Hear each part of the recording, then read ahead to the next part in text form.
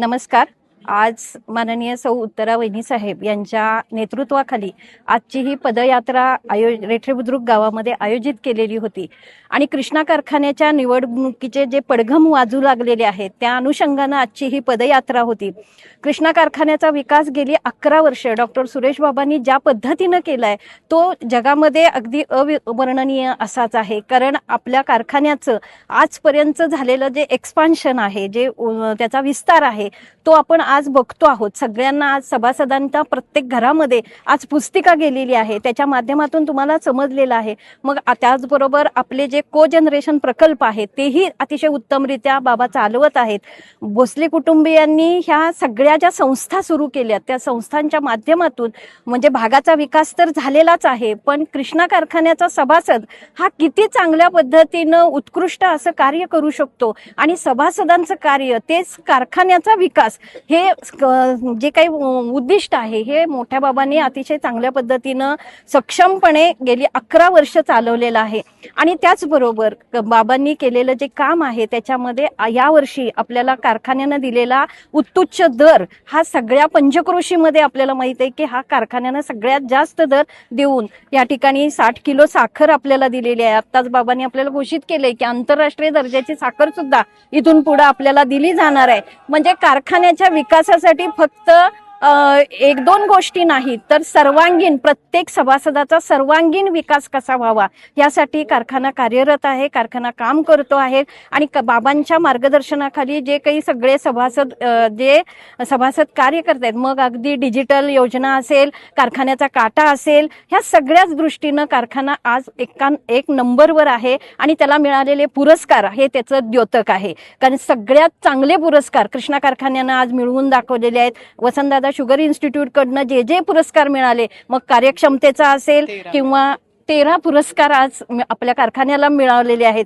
मग हे सगळंच बाबांच्या नेतृत्वाखाली झालेलं आहे. त्यामुळे इथून पुढच्या काळातही बाबा सक्षमपणे कारखाना चालवतील यामध्ये अजिबात शंका नाही आहे. मी कारखान्याची सभासद म्हणून आपणा सर्वांना विनंती करू इच्छिते की बाबांच्या मार्गदर्शनाखाली उभा राहिलेले जे सगळे आपले उमेदवार आहेत ह्या सगळ्यांना प्रचंड बहुमतानं विजयी करून आपण पॅनेल टू पॅनेल मतदान करून आपल्या कारखान्याला पुन्हा एकदा बाबांच्या हातात देऊया आणि पुढच्या भविष्यामध्ये पुन्हा आपल्या सगळ्या सभासदांचं उज्ज्वल यश मिळवून घेऊया. आणि त्यासाठी बाबांना आपल्याला चेअरमन करायचं आहे आणि मोठ्यात मोठ्या मतांनी निवडून द्यायचं आहे. त्यामुळे तुम्ही सगळीजण यामध्ये सहभागी व्हाल आणि हा जो आपला जो कारखान्याचा विकास आहे त्याचे स्वतः आपण कार्यक्षेत्रामध्ये काम करत असताना स्वतः त्याचे द्योतक व्हाल. तुम्ही स्वतः त्याचे एक म्हणजे काय म्हणतो आपण त्याला ते पुढे नेणारे सक्षम असे पालखी वाहून नेणारे सगळीजण व्हाल असं मला म्हणावंसं वाटतंय. त्यामुळे आपण सगळ्यांनी ह्या सर्व पॅनेलला सहकार पॅनेलला आपल्या निवडून देऊया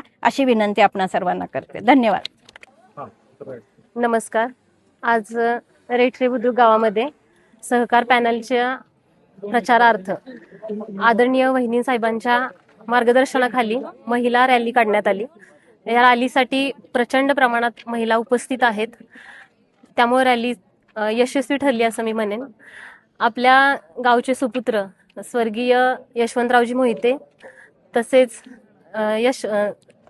जयवंतरावजी भोसले यांनी कृष्णेच्या रूपानं जे रोपटं लावलं त्या रोपट्याचं वटवृक्ष करण्याचं काम जे आहे ते आपले आदरणीय डॉक्टर सुरेश बाबा भोसले करतायत. गेल्या 11 वर्षाच्या कारकिर्दीमध्ये त्यांनी खूप सारं काम केलेलं आहे आणि माणसाचं कामच माणसाला तारतं. खरं तर त्यांनी समाजकारण असेल, राजकारण असेल, अर्थकारण असेल किंवा शिक्षण असेल, आरोग्य असेल, कुठल्याही क्षेत्रात कमी असं काहीच नाही.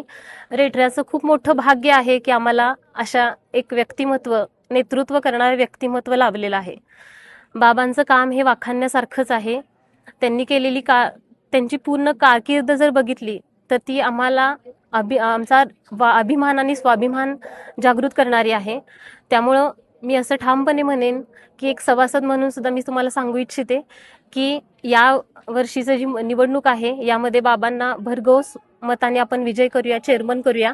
तसेच बाबांनी जे निवडलेले सर्व संचालक पदासाठी जे उमेदवार आहेत त्यांनाही आपण प्रचंड बहुमतानं विजयी करूया. इतिहास नोंद घेईल अशा पद्धतीचा निकाल यावर्षी लागावा अशी मी आपल्या सर्वांकडून अपेक्षा करते.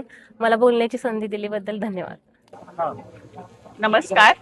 आदरणीय सौभाग्यवती उत्तरावहिनी साहेब यांच्या नेतृत्वाखाली आज गावामध्ये सहकार पॅनलची महिला प्रचार रॅली सुरू आहे. आदरणीय सुरेश बाबांच्या नेतृत्वाखाली हे सहकार पॅनल कारखान्यासाठी आपल्या उभे आहे आणि आपण सगळ्यांनी बघतो आहोत, आपण सभासद ग्रामस्थ सगळ्यांना माहिती आहे की केवढा भव्य दिव्य पसारा सांभाळून हा विस्तार आणि विकास आदरणीय बाबांनी केलेला आहे. अतिशय आनंदी, हसतमुख, ऍक्टिव्ह असं व्यक्तिमत्व आहे.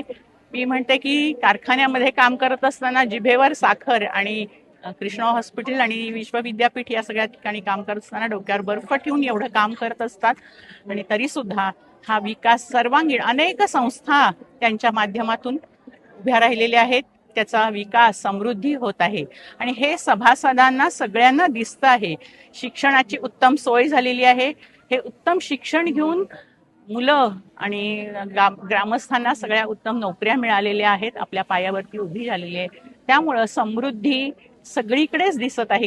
या रेठरे विभागात आणि पंचक्रोशीमध्ये सगळीकडे समृद्धी दिसत आहे. मी वहिनींच्या बद्दल सांगू इच्छिते. मी मागेही म्हटलं होतं की एका यशस्वी पुरुषाच्या मागं एक खंबीर अशी स्त्री असते आणि अशा या खंबीर नेतृत्वामुळं बाबा हे बाकीचं काम करू शकतात. 2 आदर्श अशी मुलं घडवली आहेत, त्यांच्यावरती संस्कार केलेला आहे. आपण आदरणीय अतुल बाबांचं कार्यही पाहत आहोत आणि या सगळ्यातून आपल्या गावाचा, आपल्या कारखान्याचा नक्की विकास होणार आहे. त्यामुळं सगळ्या सभासदांनी सहकार पॅनलला मतं द्यावीत आणि बाबांना पुन्हा एकदा चेअरमन करावं असं मी आपल्या सगळ्यांना विनंती करते. जय महाराष्ट्र, जय सहकार.